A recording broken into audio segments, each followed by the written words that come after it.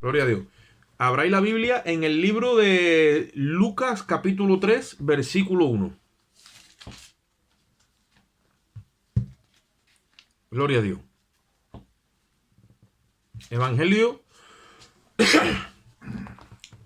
según San Lucas, capítulo 3, versículo 1.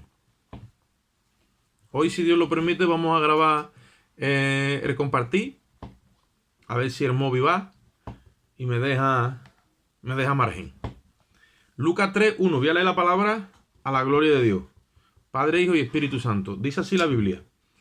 En el año 15 del imperio de Tiberio César, siendo gobernador de Judea Poncio Pilato y Herodes tetrarca de Galilea, y su hermano Felipe, tetrarca de Iturea y de la provincia de Tracónite y Licinias, tetrarca de Abilinia, y siendo sumos sacerdotes Anás y Caifás, vino la palabra de Dios a Juan, hijo de Zacarías, en el desierto.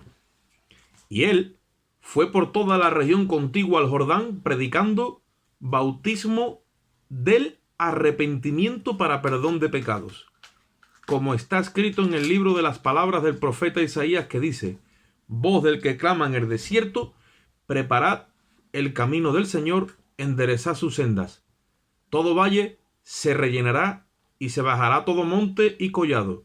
Los caminos torcidos serán enderezados y los caminos ásperos allanados. Y verá toda carne la salvación de Dios. Y decía a las multitudes que salían para ser bautizados por él: oh generación de víboras, ¿quién os enseñó a huir de la ira venidera?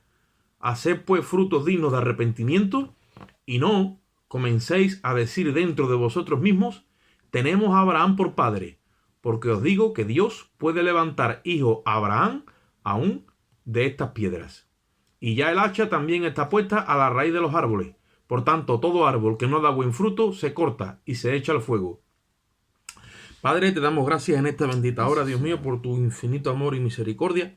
Te rogamos, Señor, de una forma especial que tú nos asistas en esta hora con el verbo envuelto en la palabra por tu Espíritu, Señor, y que tú en esta noche no solo convenzas de pecado, de justicia y de juicio, sino que produzcas arrepentimiento a aquel que no ha tenido un cambio de mentalidad realmente por tu Espíritu, Señor. Que podamos en esta noche creer en el sacrificio de la cruz como la única provisión de justicia para nuestras almas, Señor, y que sea el nuevo nacimiento de aquellos que no han nacido de nuevo, Dios mío, y que no tienen ese crecimiento por el Espíritu, Dios mío. En esta hora sea todo dirigido y completado y hecho por tu Espíritu en el nombre de Jesús, Señor. Te lo pedimos de una forma especial, Padre.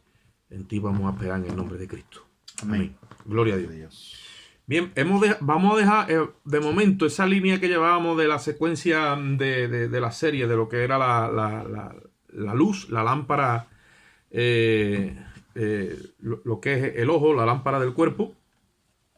Y he sentido en mi corazón compartir este mensaje porque creo personalmente que estamos en tiempos como los que se vivía en Israel en tiempos del profeta, en este caso el profeta Juan el Bautista.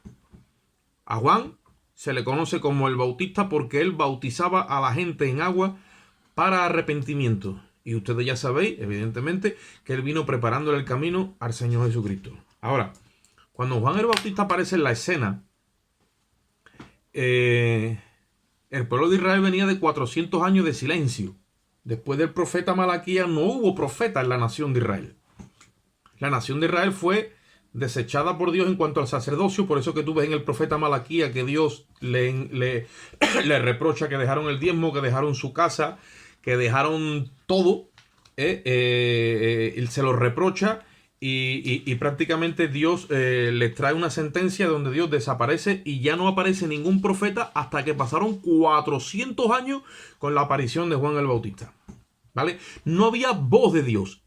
Literalmente Dios hablándole al pueblo. Sí, había gente que hablaba de Dios, pero no estaba Dios en ellos. Y entonces, en esa escena la podríamos simbolizar con los tiempos que estamos viviendo en el día de hoy, en cuanto a que tú te metes por internet y hay un montón de predicadores. Tú vas a las iglesias y todo el mundo predica acerca de Dios. Pero voz profética de parte de Dios, que literalmente Dios haya enviado a esa persona con un mensaje específico para decirle a la nación, ve y diles esto. Ahí es donde yo pongo la interrogante en el día de hoy. En los tiempos de Juan el Bautista, dice la Biblia que corría el año 15, en cuanto al calendario que había entonces, 15 de Tiberio César, que fue un emperador romano, ¿vale? Un emperador romano porque gobernaba en el mundo Roma. Dice que el emperador que había entonces romano era Tiberio César y dice que era el año 15 de su reinado. Oye esto. Y dice que en aquel entonces también estaba siendo gobernador de gobernador de Judea, Poncio Pilato. Y Herodes el tetrarca estaba gobernando en Galilea. Y el hermano de Herodes, que era Felipe, era el tetrarca de Iturea y de la provincia de Tracónite. Y Licinias dice que era tetrarca de Abilinia. Todo esto lo registra Lucas, ¿por qué? Porque le está diciendo, mira, ahí había gente, porque los rangos de hoy son políticos, el ministro de defensa, el otro, el presidente. Bueno, pues la jerarquía entonces era en ese orden. Había un hombre que era el César del imperio. Otro que era el que gobernaba en la provincia de Galilea, que era en el norte de Israel. Otro que estaba gobernando en el sur de Israel. Otro en el centro de Israel. Y todos eran gobernadores y tenían ahí títulos que eran tetrarcas. Bueno, pues toda esta gente que estaban ahí, que tenían títulos, que tenían categoría, que estaban ahí hablando del pueblo, que lo estaban gobernando, que lo estaban dirigiendo. Eso es la parte política. Después, la parte religiosa dice que era Anás y Caifás, los sumos sacerdotes de Israel. Y sin embargo, Dios está buscando a alguien para usarlo para traer palabra de Jehová. Y dice la Biblia que siendo toda esta gente quien eran, y siendo este tetrarca, y siendo este gobernador, y siendo el otro lo que era, y siendo sumo sacerdote Anás y Caifás, dice, bueno, por la palabra de Dios vino a Juan el Bautista, que estaba metido por una esquina en el desierto de Judea. Aleluya. Alábalo si puede ahora. ¿Por qué yo estoy trayendo esta palabra? O sea, ¿por qué yo vengo en esta línea? Cuando Dios va a hacer algo, Dios no pone la mira en gente que está en eminencia, ni gente que está arriba hablando.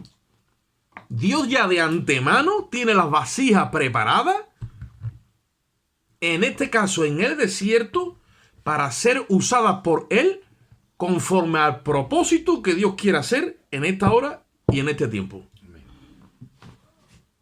Y Juan el Bautista fue un niño que a él lo escogieron y lo apartaron para esta hora desde el vientre de su madre.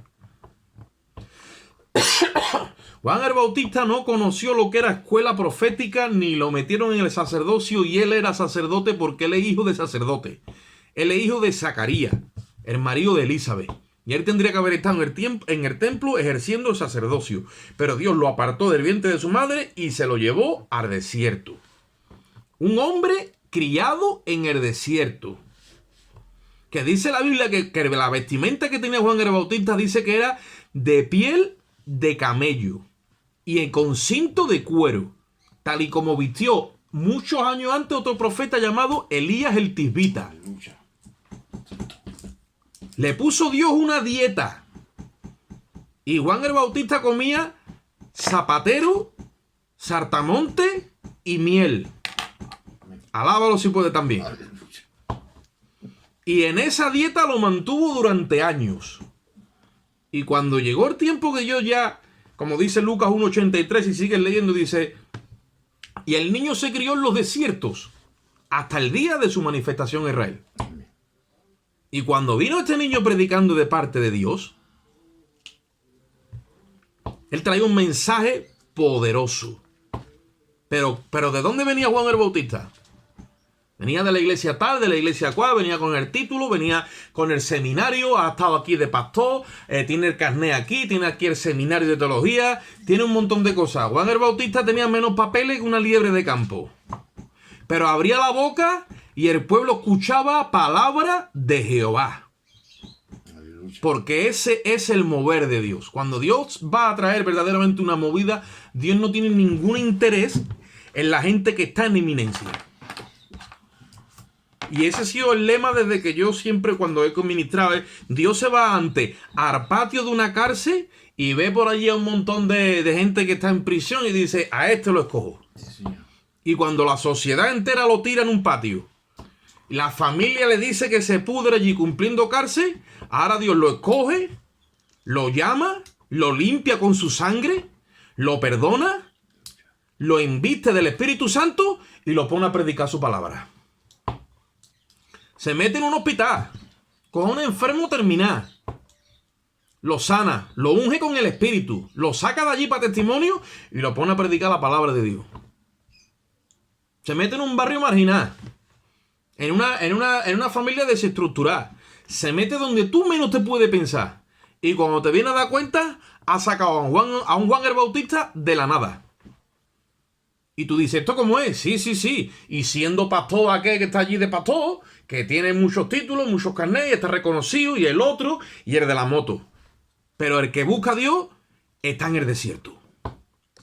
Y al que prepara al Señor, resulta que lo trae del desierto. Claro, una persona que es formada por el mismo Dios en los desiertos, cuando trae un mensaje de parte de Dios, y en este caso profético, la gente se descuadra porque está acostumbrada a un dialecto religioso. Está acostumbrada a un dialecto que es el que tienen los gobernadores, los políticos, los sacerdotes y todo lo que están en eminencia. Esta gente te endulza el mensaje y te duerme y te habla con mentiras y con sarcasidades y con un montón de historias. Y la gente está hecha a eso. Cuando aparece Juan el Bautista y empieza a hablar, rompe con todo eso. Rompe con los esquemas, rompe con las tradiciones, rompe con las estructuras religiosas y espirituales y trae un mensaje que dice arrepentido y convertido. Mira cómo Dios obra, ¿eh? Y te estoy pidiendo ahora que tú veas a Dios obrando en la historia, porque siempre ese patrón es el que Dios ha usado. Ahora te coja Juan el Bautista. Cuando Juan el Bautista aparece, dice que viene por toda la región contigua al Jordán, que significa pegado al Jordán, dice predicando el bautismo de arrepentimiento para el perdón de los pecados. Ahora este hombre aparece y está diciéndole a la nación de Israel que para perdonar los pecados que vengan a su bautismo, que vengan a su predicación, que él los va a meter en el Jordán y eso va a simbolizar el perdón de los pecados. La nación empieza a seguirlo ahí y se forma una división. ¿Por qué? Porque estaba establecido por Moisés que el perdón de pecado estaba establecido, que había que ofrecer conforme al pecado un holocausto, una ofrenda. Había que llevar un animal al templo y había que hacer un montón de ritos. ¿Y sabéis qué es lo que pasa? Que desde Malaquías Dios ya había dicho que él ya no quería más eso. Hastiado estoy de vuestros cultos, hastiado estoy de vuestras fiestas solemnes. Me son fatigosas. Dios se cansó de religión y estaba estableciendo un nuevo orden porque era un tiempo de transición hacia el nuevo pacto. Y en ese tiempo, en ese periodo específico de Juan el Bautista, el perdón de los pecados era que había que sumergirse en agua como símbolo de que había habido un arrepentimiento genuinamente en lo profundo del corazón.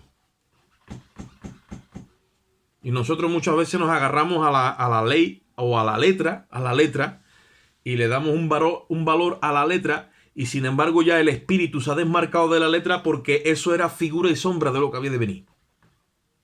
Y Dios está haciendo una movida espiritualmente, ¿vale? Como cuando el mago te dice, mira la bolita, y está todo el mundo pendiente y empieza a hacerte el trilero, y cuando te ponen ¿a dónde está la bolita? Y ya te queda tú, que tú ya te has metido... Ya te has hecho la llave 4 y tú ya te has perdido porque te has embelesado. Por lo mismo está pasando con la religión. Entonces, ¿qué pasa? Dios está llamando al pueblo ahora que salga de la religión hacia afuera. Y bueno, ¿y para dónde cogemos? Hay que coger para el desierto. El desierto no es que tenemos que irnos ahora a un sitio donde no haya casa y nada de eso, no. Estamos hablando de un desierto en el orden espiritual. Porque Dios va al desierto y mantiene la congregación en el desierto. Pero la tiene que sacar de la religión. Este hombre cuando empezó a hablar y empezó a manifestarse, ¿sabéis qué es lo que empezó a decir? Para prepararle el camino al Señor. Que enderezara al pueblo su senda, dice, porque todo valle será rellenado. Los valles tenían que rellenarse. Y dice, y todo monte y collado, que dice ahí todo monte y collado, que se baje. ¿Sabéis qué es lo que está diciendo? Que todos los que están enorgullecidos, que todos los que están ensoberbecidos, que todos los que están arriba, que hagan el favor de bajarse ya, que ya es hora de quitarse los galones y darle la gloria a Cristo. A mí me dijo el otro día una persona, no, porque que si pastor, porque yo no sé, algo me empezó a decir, le digo, mira, hoy día está tan distorsionado el término pastor, apóstol, profeta, que se ha hecho un título. Así que como se ha hecho un título, yo soy el hermano Oscar. Porque el pastorado es un don de servicio, donde el que ejerce el pastorado no necesita que le vean como alguien ahí pomposo, ni que tiene pinta, porque tenemos muchas veces la mente mal estructurada y creemos que el pastorado tiene que ver con un hombre que aparece con un traje de chaqueta y una corbata en un púlpito y subido de arriba y con una Biblia debajo del brazo. Eso no tiene nada que ver con pastorado. Si Jesucristo viniese en los días de hoy y se pone unos yumas con unos vaqueros y se mete en un barrio marginal a predicar la palabra, pues seguramente nadie se enteraría que está allí el Señor, porque tenemos una estructura hecha de lo que es un líder de parte de Dios. Entonces Juan el Bautista apareció pegando gritos, vestido con un traje que descuadró a todo el mundo, con una alimentación que no tenía nada que ver con lo que comían los judíos, y para colmo, con un mensaje de arrepentimiento. Y todo collado, y todo monte, y todo lo que estén arriba, hagan ustedes el favor de bajarse, porque nadie les ha dicho a ustedes que aquí sois ustedes los que mandáis en la obra de Dios. Y empezó a quitarle título a todo el mundo. Como uno que me dijo el otro día, no, es que a mí me dicen el capitán. Digo, sí, ¿no? El capitán, ¿no? Pues ya te vamos a empezar a quitar galones. Y aquí capitán nada más que hay uno, se llama Jesucristo. Amén. Eso es. Y ya los galones y los títulos, vamos a ir ya dejándolo a un lado. Ahí va. Los carnés y las batallitas. Y ponernos entonces el soldado de guerra. Y sin embargo, a todo valle, dice, todo valle, todos aquellos que piensan que no valen para nada, que nunca van a dar la talla, que no le pueden servir al Señor, dice, todo valle se ha rellenado. Entonces, ¿qué es lo que está haciendo? Está haciendo una obra de nivelación. Y está cogiendo lo que está arriba y lo está usando para rellenar lo que está abajo. Y cuando toda la obra esté ordenada, todas las cosas en su sitio, entonces que Juan decía, y toda carne entonces verá la salvación de Jehová. Aleluya. Porque había un desnivel en la casa de Dios. Juan el Bautista es la retroexcavadora que Dios manda para nivelar la obra. Se ha metido gente en los altares y han empezado a hacer lo que le da la gana. Hablando en palabras llanas, sencillas y pronto, y haciendo de esto mercadeo. Como me he tenido que enterar yo en esta tarde. Ahora resulta que en las casas de los rastros de los centros se puede vender crucifijos y cosas que tienen oro y bronce, y como eso es un compra y venta, porque no pasa nada. O sea, haciendo mercadería en la obra de Dios, y entonces no pasa nada, y tú vendes allí pues puede vender un Cristo, puede vender una Virgen, y puede vender, ¿no? A María Auxiliadora, que si te dan 2 o 3 mil euros, como es para la obra de Dios, pues para la talega, pues no, señor. Eso es hacer mercadería, con las cosas de Dios. ¿Qué hizo el Señor Jesucristo cuando llegó al templo y vio todas aquellas esplanadas llenas de cambistas y de todos esos cambistas y de toda esa mercadería? Se quitó, hizo un látigo, un fuerte, y barrió la casa. ¿Por qué? Porque no era ese el propósito con el que Dios había diseñado el templo y todo lo que ellos estaban haciendo. Y os voy a decir una cosa, viene una línea de juicio en la casa de Dios. Y aquellos que han usado su nombre en vano, aquellos que han hecho mercadería con su nombre, aquellos que se han aprovechado del nombre de Dios, aquellos que tienen título, aquellos que tienen honores, aquellos que viven arriba, viene la escoba para llevarlo a su sitio. Y aquellos que no tienen título, ni honores, ni tienen tanta capacidad, entonces Dios los va a llevar también a su sitio. Y entonces que se va a empezar a manifestar la gloria de Dios. Cuando esta gente escucharon el mensaje en la boca de Juan el Bautista, empezaron a dudar. Porque ellos sabían que Juan el Bautista venía de parte de Dios. Pero no querían soltar su titulación, su patrocinio y el montón de años que llevaban gobernando. Eso es como en política. mira todo el partido que está al frente. Va a hacer lo que está en sus manos por no salir del poder. Y sabe que se le ha acabado el tiempo. Bueno, pues lo mismo pasa con la religión. Hay religiosos que ya saben que se le está acabando el tiempo, pero están agarrados a la religión, están agarrados a la tradición, están agarrados a su ministerio, están agarrados a la antigüedad que lleva, están agarrados a un montón de cosas. Y todavía están amenazando diciendo, ten cuidado, no hable contra mí que yo soy el ungido de Jehová, ten cuidado lo que va a decir contra mí, ten cuidado. Y todavía están metiéndole el miedo a la gente en el cuerpo. Y no sabe que Dios ya le ha cortado el grifo de arriba. Y se están hundiendo en su propia miseria. Juan el Bautista, cuando venían esta gente a su bautismo, oye esto, porque hasta los mismos fariseos decían, bueno, vamos a bautizarnos, no vaya a ser que sea verdad todo esto, vamos a meternos en el agua y así quedamos bien con Dios, con la religión y con el pueblo. Y Juan, que era un hombre de Dios, que ellos pensaban que podían pasar por alto al hombre de Dios porque no sabían lo que era la unción trabajando en un profeta, se iban a meter en el agua y él les decía, generación de víboras, ¿quién os enseñó a huir de la ira venidera? La ira de Dios cuando está delante de ti no se trata de huir de ella. Dice la Biblia, el que tiene al Hijo tiene la vida. Pero el que rehúsa creer en el Hijo dice, no tiene la vida, sino que la ira de Dios está sobre él. Entonces la única manera de enfrentar la ira de Dios es en el arrepentimiento, que era ese bautismo, era bautismo de arrepentimiento para perdón de los pecados. Pero ellos lo que estaban haciendo era una ceremonia, pero en lo profundo de su corazón estaban diciendo, yo soy hijo de Abraham, a mí me pertenece la salvación por ley. Yo llevo un montón de años en la iglesia y asistiendo al culto y conociendo la palabra. ¿Quién me va a decir a mí ahora que yo voy a perder la salvación?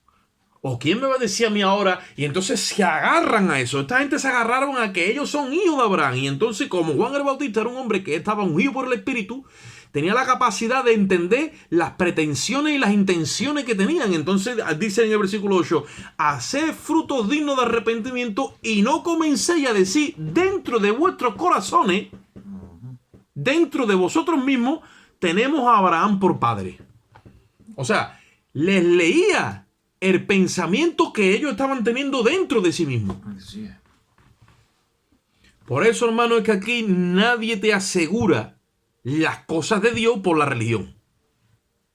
La religión no te asegura nada. Ahora mismo he tenido yo una conversación aquí con mi suegro, hablándole de la seguridad social. Digo, ahora mismo no hay nada más inseguro que la seguridad social. Si tú quieres estar inseguro, vete a la seguridad social. No hay nada más inseguro en los días de hoy. Ahora mismo, te estoy diciendo. Que le han cambiado el nombre, ¿ves? Seguridad social, no, de seguridad nada. La inseguridad que sufre tu alma y tu cuerpo cuando pones el pie allí es total, es plena. Y no hay nada más seguro que ir corriendo a los pies de Cristo.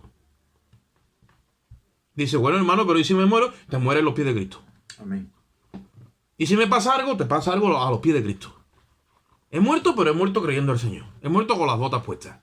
He muerto diciendo que Cristo sana, que Cristo salva, que Cristo liberta, que bautiza con el Espíritu Santo y que viene pronto. Amén. Eso es morir en victoria. Ahora, cualquier enfermedad corriendo para los hombres. Cualquier situación corriendo para los hombres. Y esta gente religiosa son iguales. Porque los primeros que han cometido aquí el error grande han sido los pastores que han empezado a mandar a la gente para los hospitales diciendo que Dios también ha puesto a los médicos. Mentira del diablo. Si en cuanto a sanidad hablamos, Dios no ha puesto ningún médico. Ahora, si hablamos de carpinteros, albañiles y todo eso, que también lo unge Dios los puso para construir el templo, eso. Pero en sanidad no, porque sanidad es algo que le pertenece al sacrificio de Cristo y por su llaga, dice la Biblia, hemos sido sanados. Los médicos que Dios ha puesto son los ancianos de la iglesia. Y no hay Biblia que pueda refutar eso. No hay nadie que pueda refutar esa verdad. Hubo un rey que enfermó de los pies y murió de esa enfermedad. Y dice la Biblia, y ese rey no es que fuera malo, pero ahí se desvió. Y dice la Biblia, y en su enfermedad buscó a los médicos antes que a Jehová. Y la enfermedad se lo llevó. El rey Ezequías. Sí, así es. Y hubo una mujer que tenía un flujo de sangre y estuvo 12 años echando sangre Y dice la Biblia, y malgastó todo lo que tenía en los médicos. Dice, y no le iba bien, antes le iba peor. ¿Qué hacemos con la página y qué hacemos con la hoja de la Biblia? ¿La tiramos? ¿La rompemos? ¿O no la creemos? Isaías le tiene que decir al pueblo, pero ¿por qué pone tu mirada en las aguas del Nilo? Si tú no sabes que tú te estás apoyando sobre una caña que está cascada. Pero el pueblo ignora todo eso. Yo no digo que usted no vaya, que tú no vayas al médico, que yo tampoco. Yo no digo eso. Yo no soy quien para juzgar las decisiones que uno tome en momentos específicos. Yo siempre intento de no aparecer por allí porque yo sé lo que es eso. Y mi fe ahora mismo, hasta donde me da, intento de cuidarla, pero quiero que Dios me dé más hasta que llegue el momento de no aparecer por allí. Pero hace falta entonces que la administración de Juan el Bautista penetre en el corazón del pueblo. Y haya una división. Y cuando esa división se produzca, entonces viene la claridad. ¿Qué división va a haber? Tiene que haber una división entre el que le sirve a Dios y el que no le sirve. Como dijo el profeta Malaquías. Y esa división viene por el verbo. Cuando el verbo viene rompiendo de parte de Dios por el Espíritu, separa el alma del Espíritu y discierne incluso los pensamientos y las intenciones del corazón.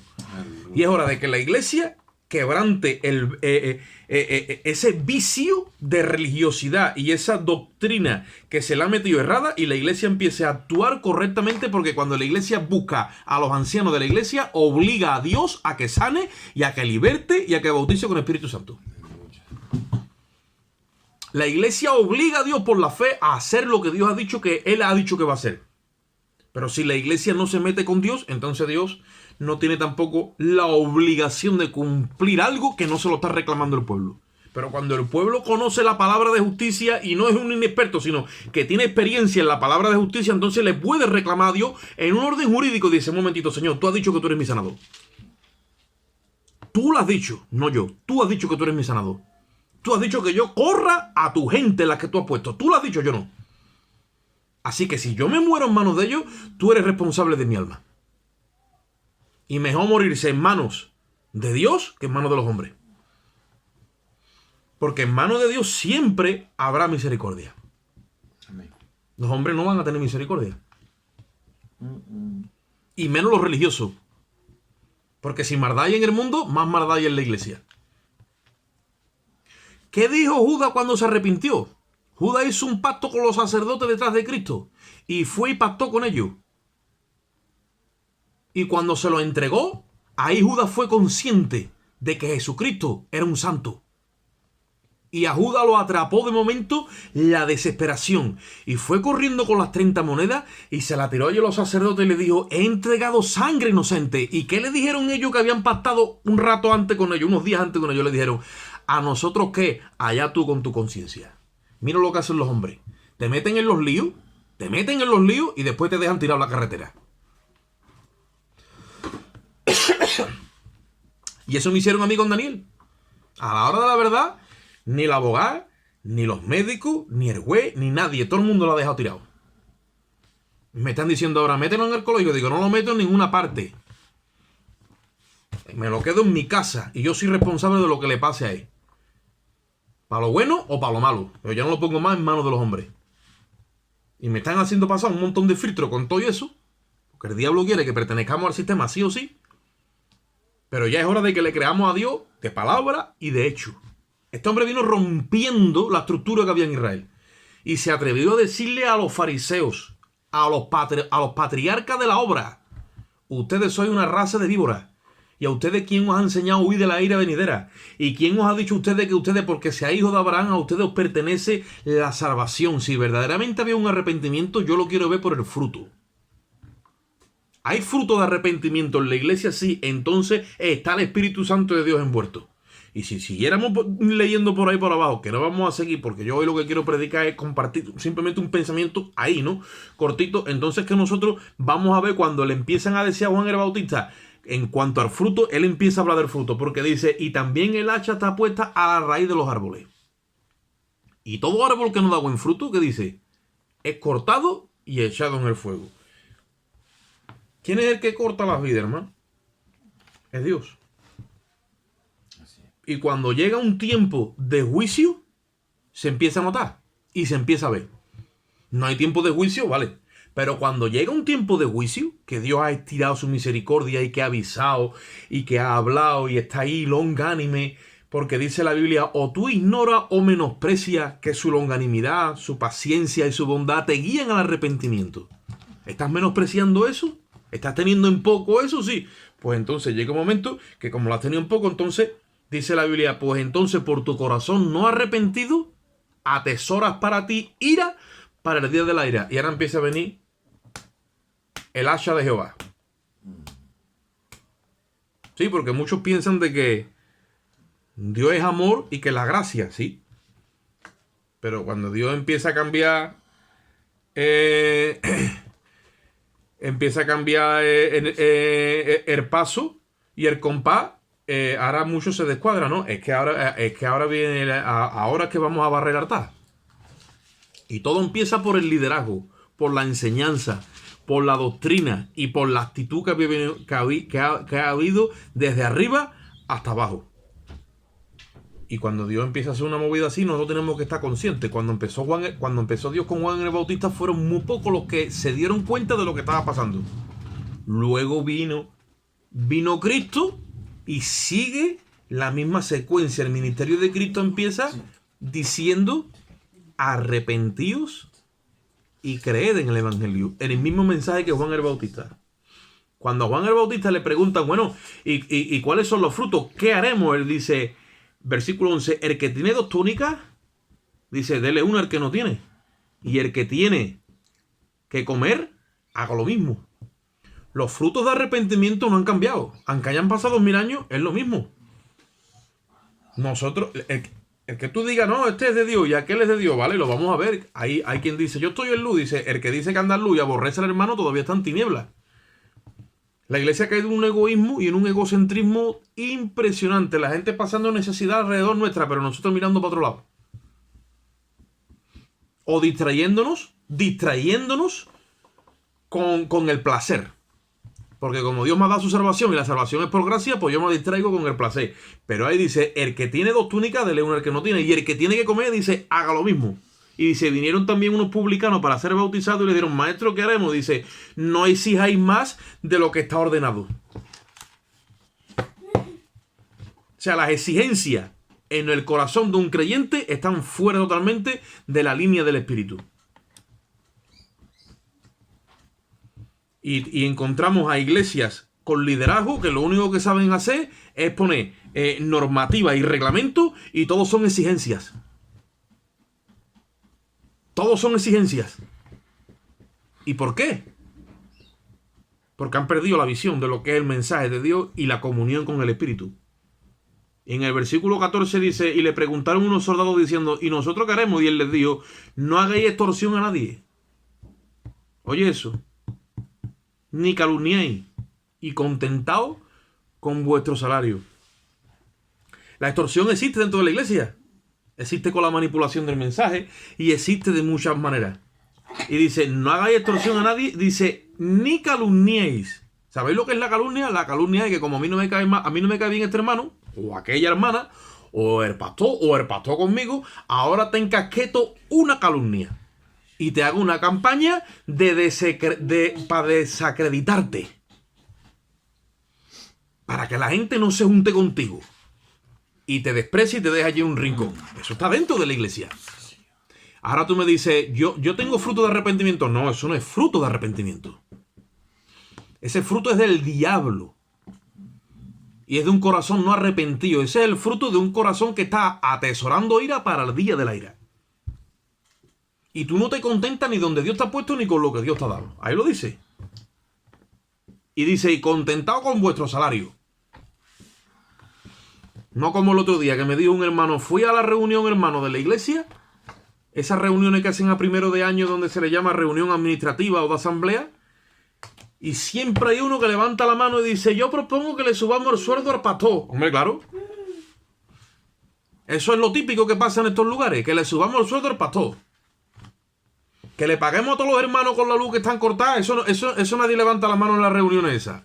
O que le llenemos la nevera al que la tiene tiesa, eso tampoco. que le subamos el sueldo al pastor. Eso está precioso. ¿Por qué? Porque son gente que creen que son hijos de Abraham. Y punto. Y eso no es lo que Dios ha dicho. Entonces, ¿qué pasa? Va a empezar a resurgir un verbo dentro del seno de la iglesia que se llama el verbo de Juan el Bautista. Hijo de Zacarías, criado en el desierto. ¿Sabes?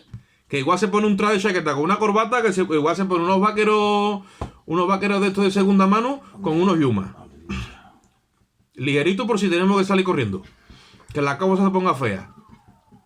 Ese es el verbo que viene. Y ese verbo crea un partimiento, una división buena. ¿Por qué? Porque saca la hipocresía, la mentira, la falsedad y todo lo malo, lo saca de la iglesia y filtra toda la fe por la cruz y establece de nuevo la justicia de Dios. Y al que está arriba le dice: haga usted el favor de bajarse, que ya es hora de que nos bajemos de... A ver, y suelte usted la talega. Y deje que la metamos también la mano nosotros, porque no vea si nos gusta la talega. Como en política, todo el que llega mete la mano en la talega. Bueno, y se llevan todos los mazapanes. Y el partido que viene luego mete la mano y nada más que encuentra facturas y marrones y historias. Nada más hay papeles. Ya no hay mazapanes. Entonces aquí hay que decirle: suelta la talega, que la talega es de Jehová. Amén. Y Dios se encargará de ver qué va a hacer con su obra. Este hombre puso el mensaje en su sitio, Dios lo tuvo, y os voy a decir una cosa: muchos pensaron en aquel tiempo que Juan fracasó en su ministerio porque murió decapitado. Y os voy a decir una cosa: estaba este hombre designado por Dios para morir con 30 y poco de años que murió, 30 años, y desde el vientre de su madre ya fue ungido para esta misión corta. Sí, señor. Y murió como un valiente. Y aunque hubo un momento que titubeó, el Señor le salió en defensa y mandó unos discípulos a preguntarle: ¿dice Juan que si eres tú el que había de venir? ¿O esperaremos a otro? Para que ustedes vean los ministerios estos proféticos, la opresión tan fuerte que se le viene contra su vida. Y Jesús defendió a Juan el Bautista y dijo: ¿ustedes qué creen? ¿Que Juan no era un profeta que mandó a mi padre? Os digo que no es que era un profeta, era más que profeta. Y dijo: de los nacidos de carne, oye esto, no se ha levantado uno más grande que Juan el Bautista. Oye eso. Lo que pasa es que en el reino de los cielos, el más pequeño es mayor que Juan el Bautista porque tiene el espíritu de Cristo. Juan el Bautista murió con 30 años decapitado por el dictamen de un rey, en este caso el rey Herodes. Pero cumplió con el acometido de Dios. Aquí no se trata de cómo acabe la vida del creyente. Aquí se trata de qué actitud tiene el creyente como acaba su vida. Y si la actitud es la misma con la que empezó el ministerio, ese creyente muere en victoria. Amén. Aleluya.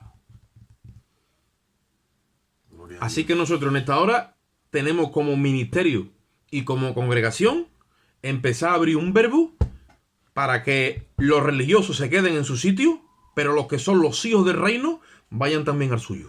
Amén. Porque la doctrina del pequeño del remanente siempre ha existido y siempre existirá. Así que vamos a inclinar un momento nuestras cabezas, vamos ahora a Dios. Padre, te damos gracias, Señor, Gracias, Señor. por tu infinito amor y tu misericordia. Yo presento esta palabra delante de ti, Dios mío, concientízanos en esta hora y prepáranos y capacítanos por tu espíritu.